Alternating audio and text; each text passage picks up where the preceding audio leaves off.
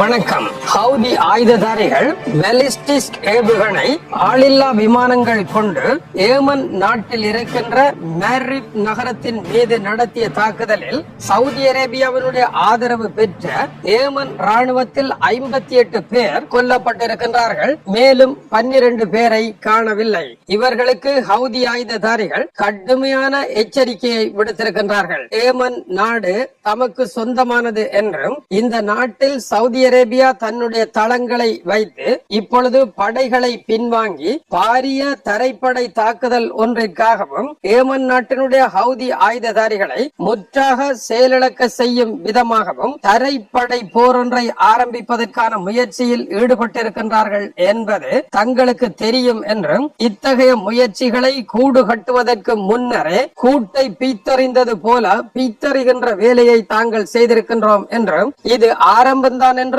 மேலும் மேலும் ஆபத்தான தாக்குதல்கள் வரும் என்றும் ஹவுதி ஆயுததாரிகள் கூறியிருக்கின்றார்கள். மரிப் என்பது ஏன் முக்கியமானது?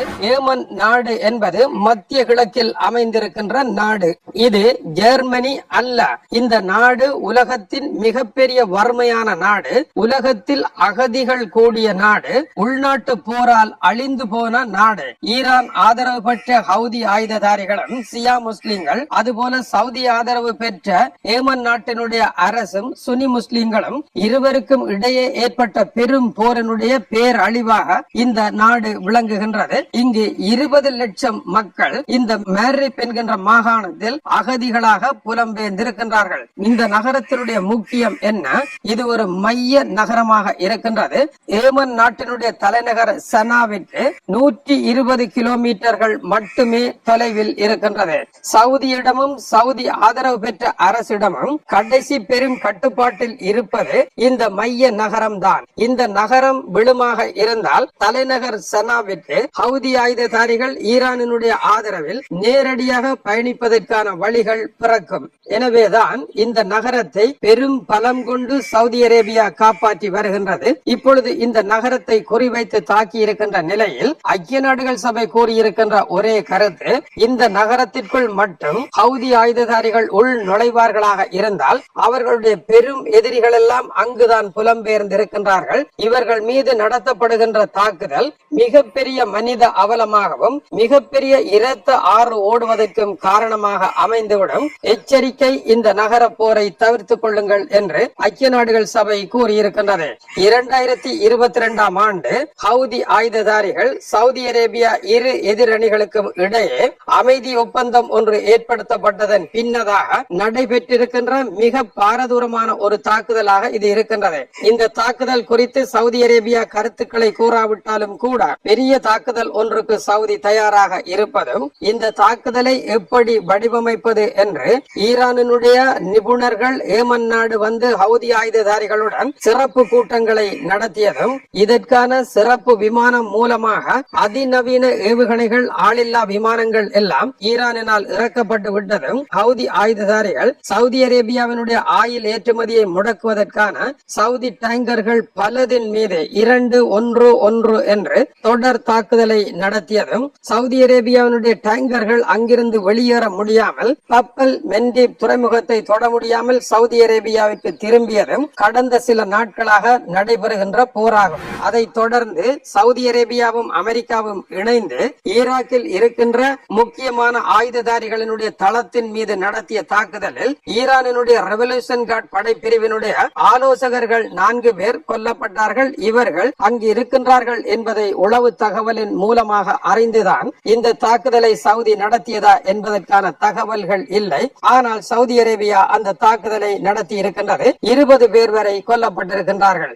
எப்படி நேற்று ஹவுதி ஆயுததாரிகள் தாக்குதலை நடத்தினார்களோ அதுபோல ஹவுதியினுடைய எழுச்சி வரக்கூடாது என்பதற்காக ஈராக்கில் அவர்களுடைய கையாட்கள் மீது சவுதி அரேபியா தாக்குதலை நடத்தியது. இப்படியாக ஏற்பட்டுக் கொண்டிருக்கின்ற இந்த முருகலானது சவுதி அரேபியா, பாகிஸ்தான், துருக்கி ஆகிய மூவரும் இணைந்து பாதுகாப்பு ஒப்பந்தத்தை நேற்று மெக்காவில் வைத்து எழுதியதன் பின்னதாக அடுத்து இது எந்த கட்டத்திற்கு செல்ல போகின்றது என்பது கேள்வி. இந்த மூவரும் இணைந்து எழுதியிருக்கின்ற ஒப்பந்தத்தினால் சவுதி அரேபியா போருக்கு இறங்கினால் பாகிஸ்தானும் துருக்கியும் போருக்கு இறங்க வேண்டி வரும். அப்படியான நிலையில் ஏமனில் தரைப்படை இறங்குமாக இருந்தால் என்னதான் நடைபெறும் என்பது இந்த சரத் விவாதத்தினுடைய அடுத்த கேள்வியாக இருக்கின்றது. அதேவேளை பாகிஸ்தான் இதில் இணைந்திருக்கின்ற காரணத்தினால் பாகிஸ்தானுக்கும் இந்தியாவிற்கும் இடையே ஒரு போர் வருமாக இருந்தால் சவுதி அரேபியாவும் துருக்கியும் இந்தியாவிற்கு எதிராக போருக்கு செல்ல போகின்றனவா, அதற்கு இந்த ஒப்பந்தம் என்னதான் விடை கூறுகின்றது என்பதும் தெரியவில்லை. ஆனாலும் கூட உலக நாடுகள் அணிகளாக திரண்டு கொண்டிருக்கின்றன. இரண்டாவது உலக மகா யுத்தத்தின் முன்னர் போர் மேகங்களாக திட்டு திட்டாக கொத்து மேகங்களாக உருவாகி இருக்கின்ற மேகங்கள் ஒன்றாக திரண்டு தனித்தனி அணிகளாக பிரிந்து இடிமுழக்கத்துடன் கூடிய பெருமழை பொழிந்தது போல உலக யுத்த மழை பொழிந்தது போன்ற ஒரு சூழலை உருவாக்க இந்த மேக திரள்வுகள் நடைபெற்றுக் கொண்டிருக்கின்றன.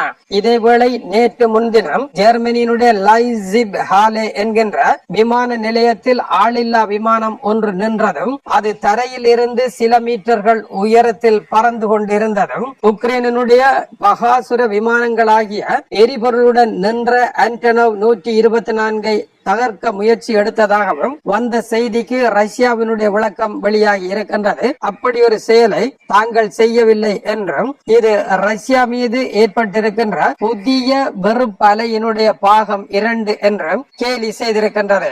இந்த ஆளில்லா விமானம் குறித்து ஜெர்மனியில் வந்து கொண்டிருக்கின்ற தகவல்களினுடைய முரண்பாடுகளையும் இது பொய்யான ஒரு செய்தி என்பது போல ரஷ்யா கூறுகின்றது. ஏனென்றால் ஜெர்மனியில் வெளியான செய்திகளின்படி ஆத்திரமடைந்த அந்த பேருந்து சாரதி இந்த ஆளில்லா விமானத்தை கண்டதும் அதை அடித்து காலால் உதைத்து தகர்த்தார் என்று செய்தி வெளியாகி இருக்கின்றது.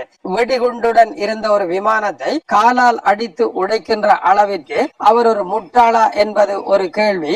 சாதாரண மனிதன் கூட இதை செய்ய மாட்டான். இரண்டாவதாக இப்படியாக வந்து நின்ற இந்த ஆளில்லா விமானம் தன்னிடம் பொருத்தி வைத்திருந்த வெடிகுண்டை வெடிப்பதற்கு இயலாத வகையில் அதை தட்டுகின்ற கருவி சரியாக செயற்படாத காரணத்தினால் வெடிக்க முடியாமல் தவித்துக் கொண்டிருந்ததாகவும் ஜெர்மனிய ஊடகங்கள் கூறின.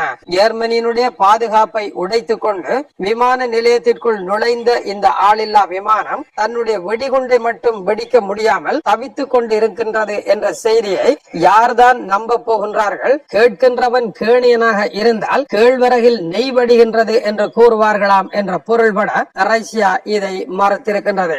எனவே ரஷ்யாவிற்கு எதிரான வெறுப்பலையின் ஓர் அங்கமா இது குறித்த விசாரணைகள் பயங்கரவாத தாக்குதல் என்ற கோணத்தில் ஜெர்மனியில் ஆரம்பித்திருக்கின்றன என்பதும் விமானம் வந்ததும் அது வெடிக்க முயற்சி எடுத்ததும் அதில் வெடிகுண்டு இருந்ததும் உண்மைதான் என்று ஜெர்மனி உறுதிபட தெரிவிக்கின்றது. அடுத்து என்ன?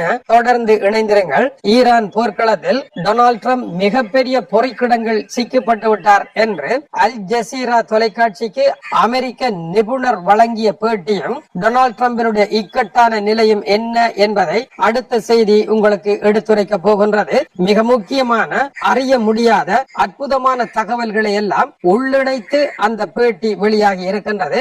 அதனுடைய கருவூலம் சாராம்சம் என்ன என்பதை கண்டறிந்து எளிமைப்பட உங்களுக்கு கூறுவதற்கு காத்திருக்கின்றோம். அடுத்த செய்தியில் தவறாது இணைந்திருங்கள். வணக்கம் உறவுகளே. சுந்தோஸ் முகமது இம்தியாஸ் என்ற எனது யூடியூப் சேனலை சப்ஸ்கிரைப் செய்யுங்கள். நன்றி உறவுகளே.